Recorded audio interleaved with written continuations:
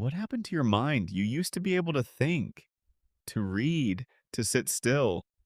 So when did that stop? And who took it?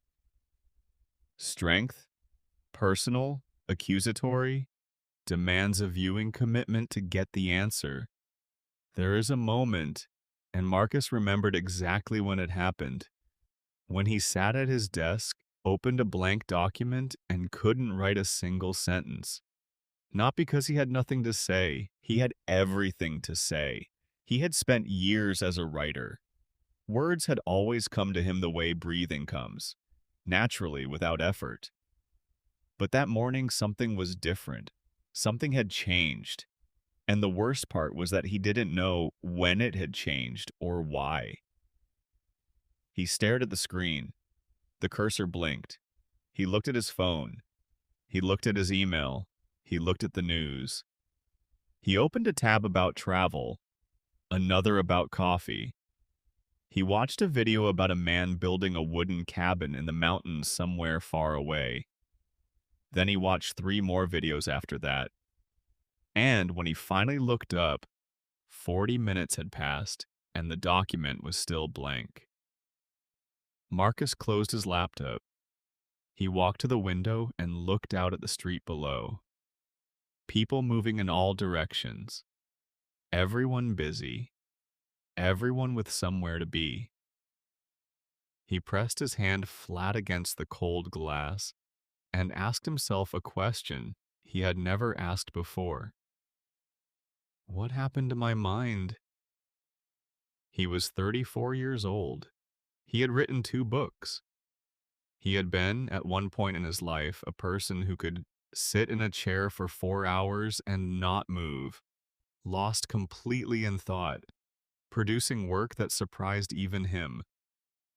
That person felt like a stranger now, a ghost from a version of himself he could no longer reach. He told himself what he had always told himself.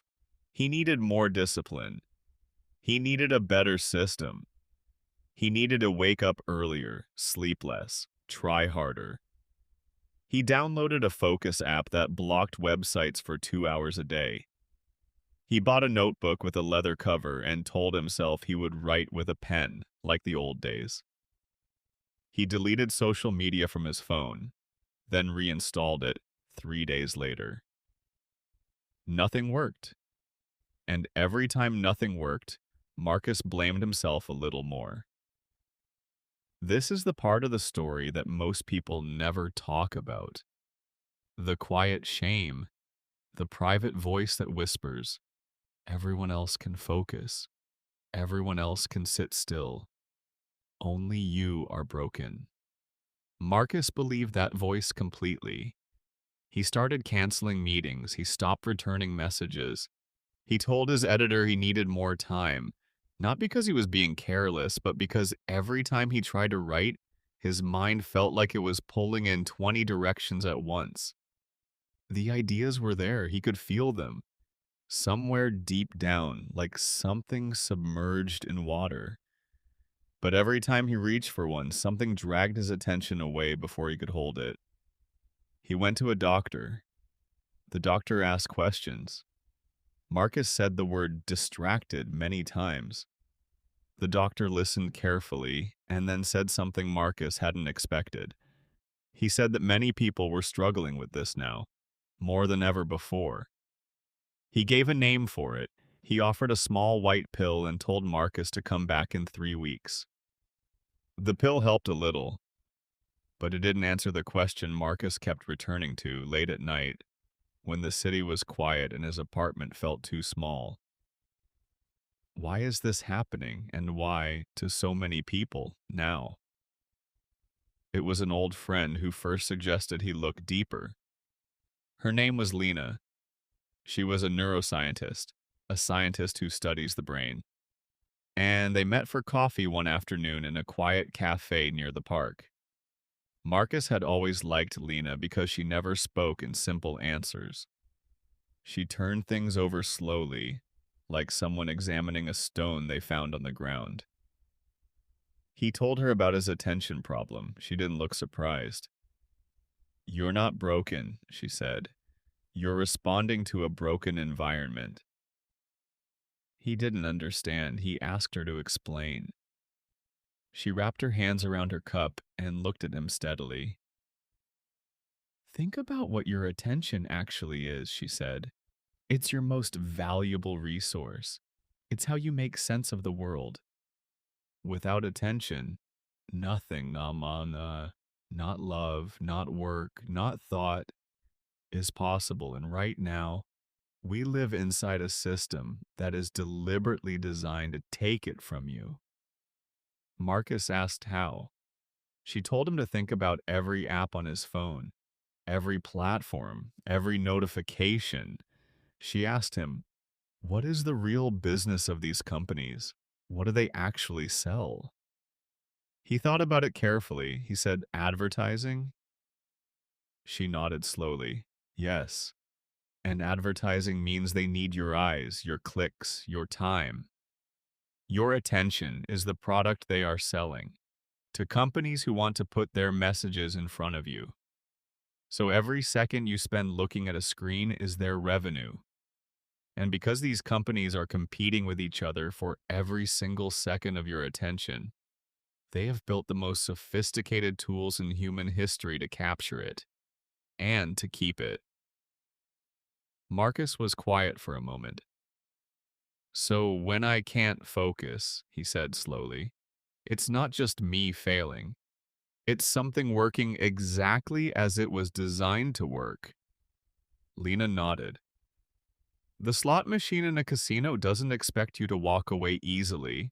It was engineered to keep you there, using psychology, using reward, using the unpredictability that the human brain finds almost impossible to resist. The phone in your pocket uses the same psychology, variable rewards, unpredictable notifications, endless content that always shows you one more thing. These are not accidents. They are deliberate engineering choices made by people who study human behavior very carefully and who are paid very well to make you stay. Marcus drove home that afternoon in near silence. He thought about his life over the last 5 years. He thought about how much time he had spent scrolling, how every conversation he had now was slightly interrupted, how he would be sitting with someone he loved, and part of his mind was always somewhere else, waiting for the next notification, the next update, the next thing. How he couldn't watch a film anymore without checking his phone at least twice. How he had started reading news articles by looking at the headline and the first paragraph, and then moving on, telling himself he had read something. He had believed this was weakness. He now began to wonder if it was something else entirely. He started paying attention to his attention. It was strange at first, like watching yourself from a little distance. He noticed that he almost never read anything longer than a few paragraphs before his mind moved somewhere new. He noticed that he rarely let a thought develop fully before interrupting it with something else. He noticed that his work, the work that used to feel rich and deep and serious, had become thinner somehow, faster, less considered, like he was writing on the surface of things and never going below. He remembered reading once that a typical person in the modern world switches their attention, moves from one thing to another, every 47 seconds on average. Every 47 seconds. He used to think that was an exaggeration. Now he believed it completely, because he had started counting. He began reading everything he could find about attention, about focus, about what had changed in human minds over the last decade. And what he discovered slowly was that it wasn't just him, it wasn't even just his generation. Something was happening to human attention at a global scale, and almost everyone was too distracted to see it clearly. One evening, he found an idea that stopped him completely. It was the concept of flow. He had heard the word before, floating at the edge of some conversation, but now he read about it carefully, seriously, the way you read something when it is speaking directly to your life. Flow, he learned, was what happened when a human being became fully absorbed in something challenging and meaningful, when the self disappeared and only the work remained, when time moved differently, an hour passing like 10 minutes, when the result was not just productivity, but genuine pleasure, a deep, clean satisfaction that nothing shallow could ever replace. And Marcus felt something shift in his chest when he read this, because he recognized it. He had lived in that state years ago. He had written entire chapters while in flow. He had lost track of entire afternoons. He had existed sometimes in a condition of such complete absorption that the world seemed to fall away and leave only clarity behind. He had not felt that in a very long time. He asked himself, what had changed? What had he lost? And more importantly, was it possible to find it again? But before he could answer that question, he had to understand something harder, something uncomfortable. He had to understand how he had been participating in his own distraction. Because here was the truth that Lena hadn't said directly, but that Marcus was beginning to feel in his bones. The apps and the notifications and the endless feed, they could not have worked without his cooperation. Every time he reached for his phone out of habit, every time he opened a new tab to escape a difficult thought, every time he chose the quick and easy distraction over the slow and hard work of deep thinking, he had been training himself, teaching his brain, slowly and without realizing it, that deep focus was optional, that shallow was enough. The mind, he was learning, is a muscle. And like any muscle, it changes based on how you use it.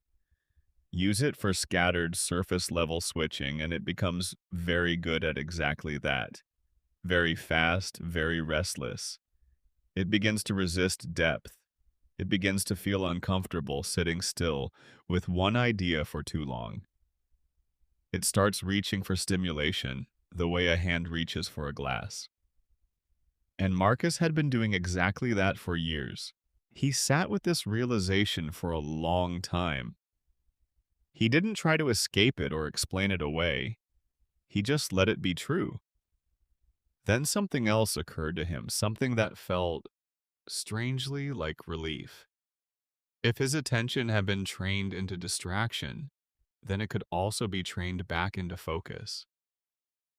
The brain that had learned shallow could relearn deep. It wasn't a permanent condition. It wasn't who he was. It was a habit. And habits, if you understood them clearly enough, could change. But there was a problem. He had tried to change his habits before, many times. And he had always ended up in the same place. Why? He found his answer in something that made him deeply uncomfortable. A concept he had never heard before but immediately recognized the moment he read it. Cruel optimism. It was the name for a very common trap. The trap of believing that personal effort alone, willpower, discipline, morning routines, productivity apps, can solve a problem that was created by much larger forces. It was the belief that if you just tried harder, you could overcome a system designed by some of the most powerful and well-funded companies in the world to keep you exactly where you are. Cruel optimism was what happened when large, collective problems were treated as if they were only personal failures. And Marcus had been living inside cruel optimism his whole adult life. He thought about the coal miner with damaged lungs who is told to try meditation, the family living near a polluted river who are advised to drink more water, the employee working 70-hour weeks who is given a book about self-care. The advice wasn't wrong exactly, but it was dangerously incomplete because it placed the entire responsibility on the individual and quietly ignored the environment that was causing the damage in the first place. Marcus was beginning to understand that his attention wasn't failing because he was weak. It was failing because he was living inside an ecosystem, an economy built on attention, that was designed to keep him fragmented. And no app, no morning routine, no amount of personal discipline was going to change that alone. But there were still things he could do. There were still choices within his reach. The first thing he changed was sleep. He hadn't thought seriously about sleep as being connected to focus. But the more he read, the more he understood how devastating it truly was to sleep too little. Most adults in the modern world were sleeping significantly less than people had 100 years ago. And sleep deprivation, the state of not sleeping enough, was like trying to think clearly through thick, wet fog. The prefrontal cortex, the babas, the part of the brain responsible for complex thought, planning, and sustained attention, needed sleep the way lungs needed air. Without enough of it, focus simply was not possible. Not really. Not at any meaningful depth. Marcus had been sleeping around 5 or 6 hours a night for years. He had treated this as a kind of discipline, a badge of seriousness, a sign that he was working hard enough to sacrifice rest. He understood now that it was the opposite. He began sleeping 8 hours. Not immediately, not perfectly, but he began trying. And within 2 weeks, something changed. The fog thinned. The mornings became different. Not easier exactly, but more possible. His mind moved differently in the early hours. There was a quality to his thinking that had been absent for so long he had forgotten it existed. Then he changed something else. He had never paid serious attention to what he ate, not beyond basic choices. But he learned that the brain required specific things to function well, and that modern diets heavy with processed food and light on the nutrients that the mind actually needed were quietly limiting millions of people. He began eating more simply, more real food, less packaged, engineered noise made to taste like something it wasn't. He felt almost embarrassed by how much these basic things mattered. Sleep, food, things his grandmother had told him about when he was small. He had somehow forgotten them entirely in the urgency of adult ambition. But the change he didn't expect, the one that surprised him most, was what happened when he stopped fighting his wandering mind. He had always believed that a wandering mind was a wasted mind, that if his thoughts drifted during work, he was failing, that the goal was to eliminate all mental drifting and force his brain into strict, uninterrupted productivity at all times. What he discovered was the complete opposite of that. Mind wandering, that loose, unfocused state where thoughts drift from one place to another without a clear destination, was not laziness. It was where the brain did some of its most important work. It was where connections formed between distant ideas that had never met before. It was where problems solved themselves quietly, without the solving. It was where creativity actually lived, not in the forced, concentrated stare at a screen, but in the gentle, unscheduled wandering of a mind left free. The brain, he was learning, was not meant to be pointed like a sharp beam of light at one target, endlessly and without rest. It needed to breathe. It needed to drift.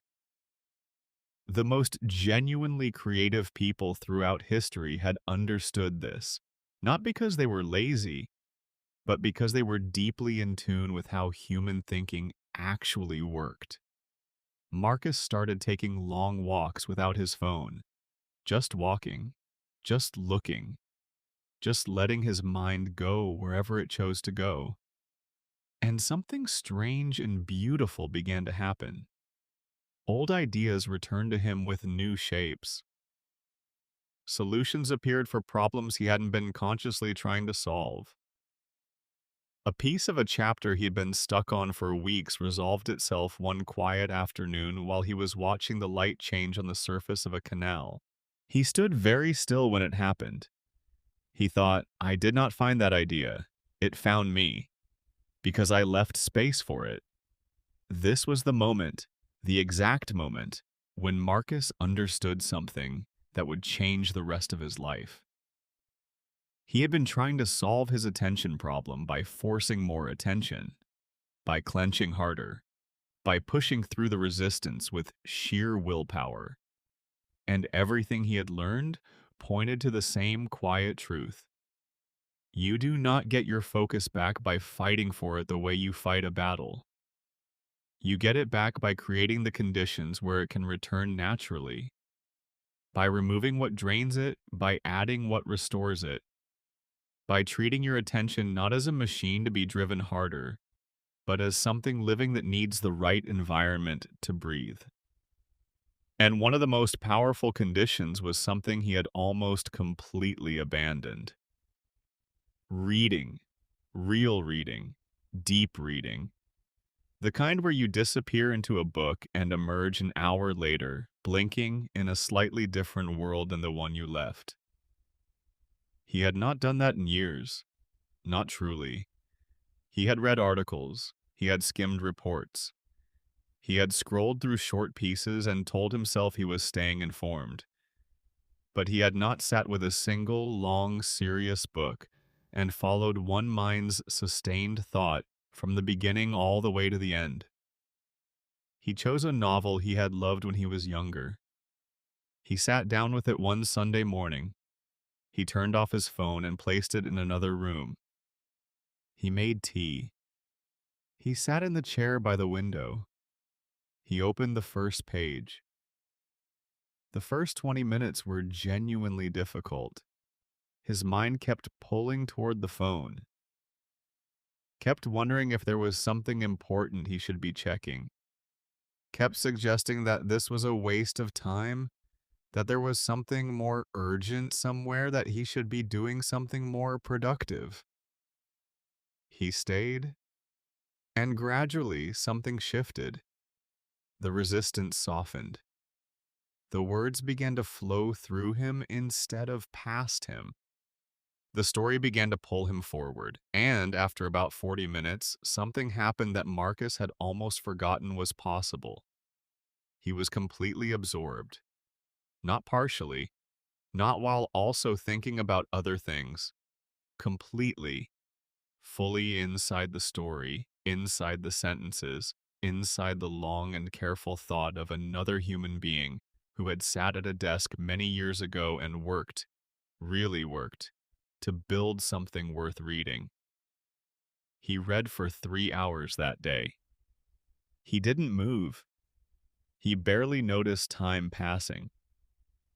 When he finally looked up, the light in the room had changed entirely, and his tea was cold. When he closed the book, he felt something in his mind that he recognized but couldn't immediately name. It took him a moment. Then he understood what it was. Quiet. A genuine, earned, natural quiet. Not the hollow quiet of an empty mind, but the deep quiet of a mind that had worked, really worked, and been completely satisfied by what it had done. Like a body after real exercise, pleasantly tired in the right places. He sat for a long time in that feeling. He thought about Lena's words, about what she had called a broken environment. He thought about the children he sometimes saw in parks, how they looked when they were truly playing. Not organized play, not supervised activities designed by adults, but free, unstructured play. Running and inventing and arguing and building things out of nothing. Completely absorbed, not distracted, not performing for anyone. just alive inside a moment, with the full power of their attention given freely to something they had chosen themselves. He wondered what it meant for those children to grow up in the world as it was now, to have their attention shaped from the very beginning by devices engineered to fragment it, to never develop the deep focus that only comes from boredom, from learning to sit inside boredom long enough that the imagination fills the space, that the mind learns to create its own direction, its own interest, its own richness. He wondered what was being lost, not just in individuals, collectively, in the depth of human thought, in the quality of conversations, in the seriousness of the decisions being made by people who could no longer sit still long enough to think them all the way through. Here is the question that stopped Marcus completely. What kind of world can we build? What kind of problems can we solve? What kind of art can we make? What kind of love can we give if we can no longer pay attention long enough to go deep? He didn't have an easy answer. He was beginning to understand that no one did. But he was also beginning to understand something that changed the shape of his thinking in a fundamental way. This problem, the crisis of attention that he had been living inside, that he had blamed himself for, that he had tried to fix alone with discipline and apps and better morning routines, was not just his problem. It belonged to everyone. And problems that belong to everyone cannot be solved only by individuals working alone. He thought about what it would look like for the world to take attention seriously, not just as a productivity issue, as a human rights issue. He thought about what it would mean if schools taught children not just reading and mathematics, but the capacity for sustained focus through deep play, real books, long conversations, and the slow development of a mind that could hold one idea without running from it. He thought about what it would mean if the companies that designed these addictive platforms were held responsible for the damage they caused, the way a factory is held responsible for the pollution it sends into a river. Not because technology was evil, but because power without accountability produces harm. And the technology that had quietly stolen focus from hundreds of millions of people was among the most powerful that had ever existed in human history. He thought about what it might look like to redesign the digital world, not around maximum engagement, not around capturing the most attention for the longest time, but around what actually helped people live and think and feel and connect more deeply. That would require different values, different laws, different choices by the people who built these things. These were enormous thoughts, uncomfortable in their size. But Marcus had learned something important by now. Large problems do not require you to solve them entirely alone. They require you to understand them clearly, and then to change what you can change, starting with what is closest to you. He looked at his phone. He looked at the apps arranged neatly on its screen, each one a door designed to pull him in and keep him there. He thought about everything he now understood about why those doors worked the way they did, about the psychology behind the notifications, about the algorithm that learned what made him stay, about the business that depended on him never quite being satisfied, never quite finished, always on the edge of one more thing. Then he thought about what he actually wanted his life to feel like.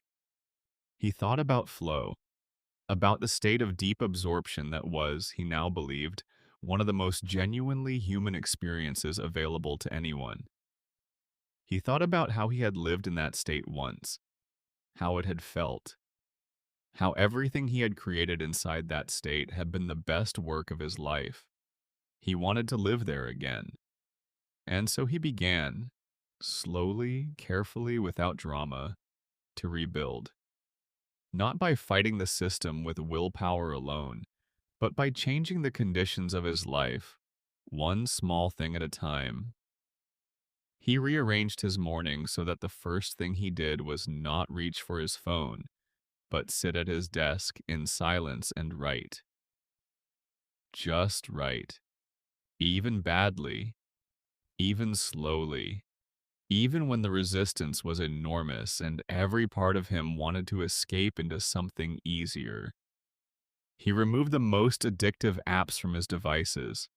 Not all technology, not in a dramatic gesture of rejection, but the ones that had clearly been designed to keep him inside them endlessly, the ones that gave him nothing and took everything.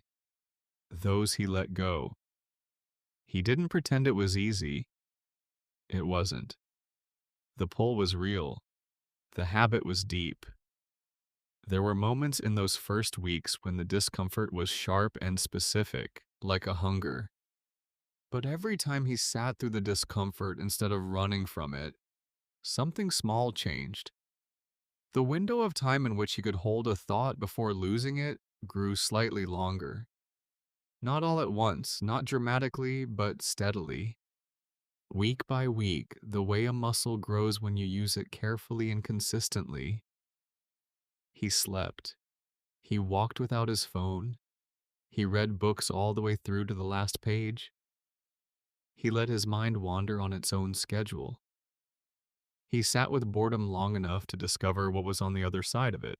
And one morning, many months after that first terrible blank document, after that first honest question whispered against a cold window, Marcus opened his laptop, made his tea, sat down at his desk in the early light, and began to write. The first sentence came slowly, then another after that, and then something happened that he had almost stopped believing was possible for him. He disappeared into the work. He didn't know how long he wrote. He didn't look at his phone. He didn't open another tab or check anything or move away from the desk. He was simply inside the writing, fully, completely the way he had been years ago, the way he had always believed was who he naturally was before he'd been convinced, gradually and by design, that he had lost it. When he finally stopped, it was not because something had pulled him away, it was because he was finished. Because the thing he had been trying to say had said itself, finally, cleanly, completely. He sat back. He read what he had written. It was the best thing he had produced in years. Not because he had found a secret technique, not because a pill had fixed him, not because he had shamed himself into productivity, but because he had finally understood what his attention actually was. Not a personal failing, not a character flaw, not a weakness to be conquered, but something extraordinary, something irreplaceable, the very thing that made him human, something that the world around him had been quietly, systematically working to steal, and that he now knew, not perfectly, not forever, but clearly enough, how to protect. He picked up his phone. He looked at it for a long moment. Then he set it face down on the desk and went back to the page.